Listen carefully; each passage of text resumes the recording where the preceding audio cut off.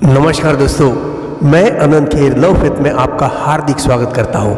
आज के वीडियो में है छोड़ो कल की बातें। जो पल गुजर जाता है उसे कल कहते हैं, जिसे भूतकाल कहते हैं, जो हम बदल नहीं सकते।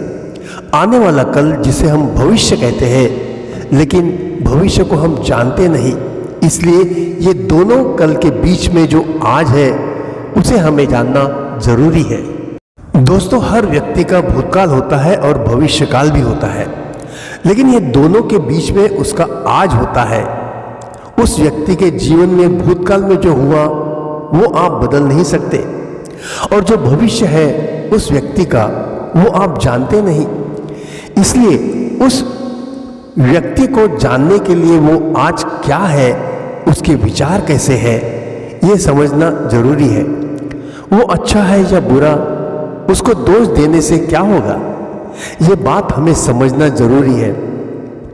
कि लोग जो सोचते हैं कि उसने मेरे साथ गलत व्यवहार किया, ये बात तुम्हारे दिमाग में है।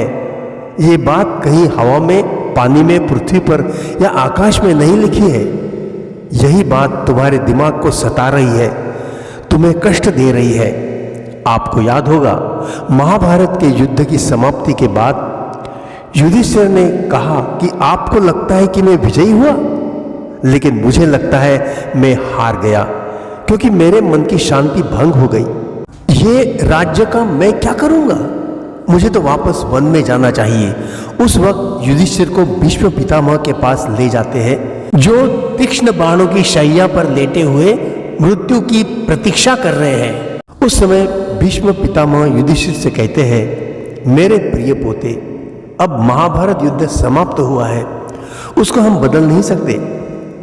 वो युद्ध अब हमारे सिर्फ स्मृति में है, याद में है। लेकिन तुम्हें युद्ध की याद के कारण तुम्हें कष्ट हो रहा है।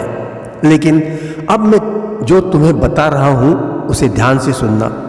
जो मैं बता रहा हूं वो भी एक दिन याद में रह जाएगा। जब तुम्हें कोई कष्ट देगा वो भी एक दिन तुम्हारी स्मृति बनेगा। इसलिए मैं अब जो तुम्हें बताऊंगा वो तुम्हें करना होगा, तब तुम ये स्मृति के कष्ट से दूर हो जाओगे। भीष्म पितामह युधिष्ठिर से कहते हैं, मेरे प्रिय पोते, अब तुम अश्वमेध यज्ञ संपन्न करो। युधिष्ठिर भीष्म पिता की आज्ञा को मान लेता है। उसे पता था कि अश्वमेध यज्ञ के दौरान घोड़े को 1 साल तक भटकने के लिए छोड़ दिया जाता है। अगर घोड़ा 1 साल तक जीवित रहा तो उसे राजा की राजधानी में वापस लाया जाता है। भीष्म पिता को पता था कि अश्वमेध यज्ञ की बहुत तैयारी करनी पड़ेगी, और ये तैयारी करते समय युधिष्ठिर के महाभारत के युद्ध के स्मृति पर पर्दा पड़ेगा, और उसके मन में, दिमाग में अश्वमेध यज्ञ की यादें स्मृति में रहेगी।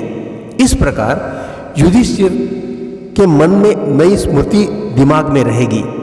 दोस्तों, इसी प्रकार हमें याद रखना चाहिए कि हमारी पुरानी यादों की श्रृंखला से बाहर निकलने के लिए कुछ समय गुजरने के बाद हमें अपने जीवन में कुछ नए अच्छे लोगों से कुछ सकारात्मक विषयों पर बात करनी चाहिए, अच्छी दोस्ती बनानी चाहिए।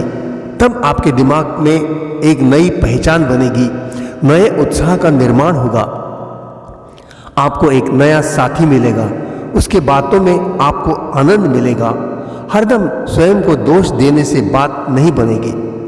जब हम दूसरों को अपने जीवन में स्थान देते हैं, तब हम उनका मन से स्वागत करते हैं। उनकी हर बात को हम स्वीकार नहीं करते, किंतु हम उनका आदर जरूर करते हैं।